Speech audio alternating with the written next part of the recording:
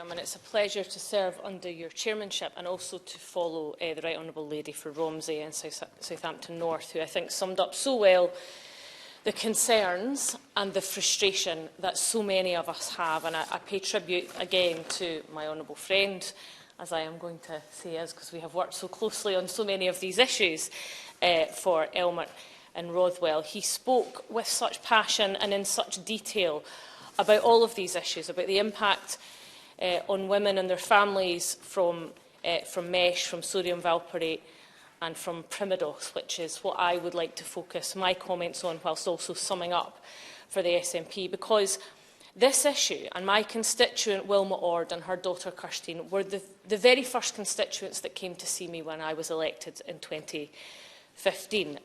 And I cannot believe that standing here today alongside colleagues from the House who've been elected at various different times, that for my part I have been challenging the government and asking for action in 2015, in 2016, in 2017 and so on and so forth through now 3 elections. And as I said earlier, that we have marched campaigners and victims to the top of the hill. We have put them through the trauma and the frustration of the expert working group who my honourable friend for forgotten his constituency, Hemel Hempstead, I do apologise, so poignantly discussed. I remember going over the road to the conference centre with my honourable friend, the member for Bolton East, to challenge the expert working group and to what was essentially a whitewash and a big fat waste of public money as well. And we do not want the incredible work of Baroness Cumberlege to be another waste of public money. And it's very clear that it is not, that she has made all of her recommendations are so important. And as an article in the British Medical Journal highlighted in 2020, the Cumberlege Review exposes stubborn and dangerous flaws in healthcare and a healthcare system that is just disjointed, siloed, unresponsive and defensive. And we have to recognise the incredible work that the NHS does. But where there are flaws and where harm has been done, it must be fixed. And I think some of the things that have struck me particularly about culture and about harm and about the litigious nature that I think has developed within some elements of government and the unwillingness to just accept when wrong has been done and not see the human cost of that. Because the human cost to my constituent, Wilma Ord and her daughter Kirstine, is just incredible. And also to campaigners like Mary Lyon, who's been campaigning for 40 years, 4 decades of dedicating her life to a campaign and not seeing any progress other than these reports, which are very important, and these reviews, but not seeing justice and not seeing change. And I was reflecting when other members from across the House were mentioning the government saying there is no need for a redress agency because it has the levers and it has the tools.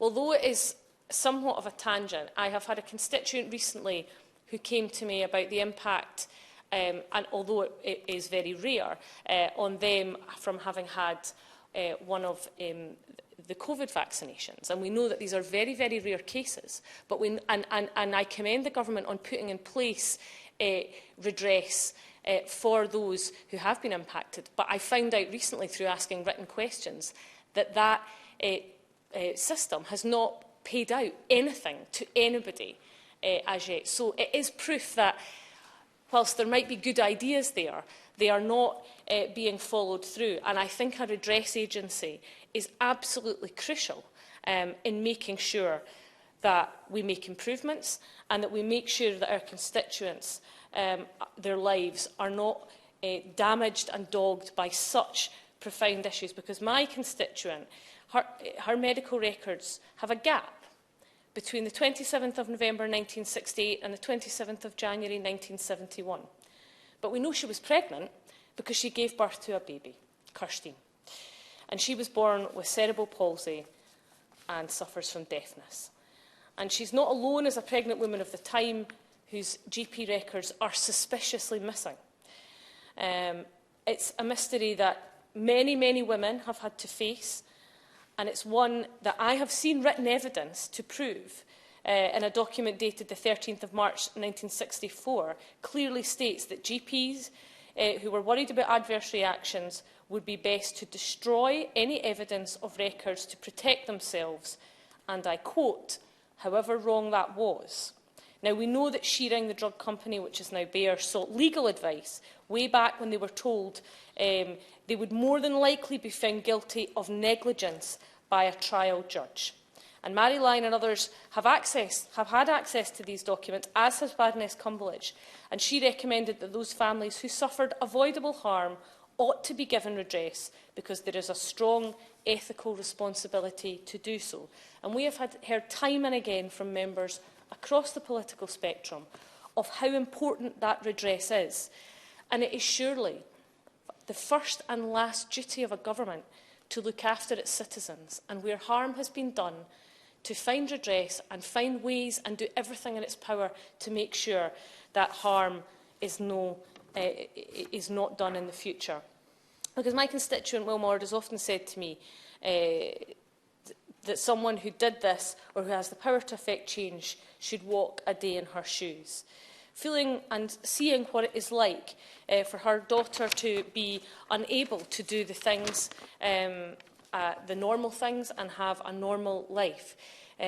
She has had a job but was bullied for being different, and no efforts were made to accommodate her deafness. Now, I would like to think that the world and our society has moved on significantly, but Wilma feels very strongly and has expressed this to me directly, that it was her fault.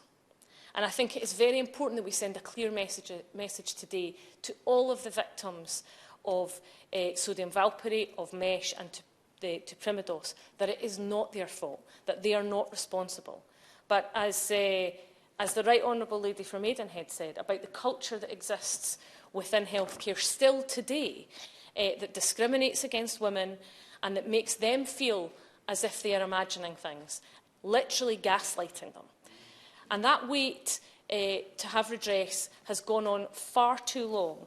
And I think members have spoken so passionately across the chamber.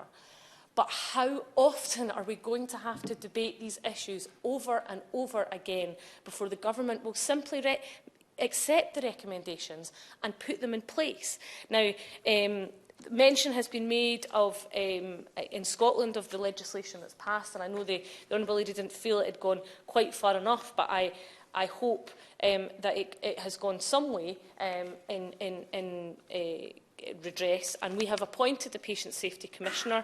We're also quite well on with our Women's Health Plan, and that is not in any way to bash the UK Government, but just to say we're doing very similar work. We might be a bit further ahead, but I hope that our Government and the UK Government can work together on this, because I think there will be many learnings and many things that can be shared. And I just hope that in closing, I say to the Minister, and others have said, this might not be her fault, she's just doing her duty and delivering the lines of government. But please, please listen to us. Please listen to the concerns of our constituents. Don't wait them more and more decades.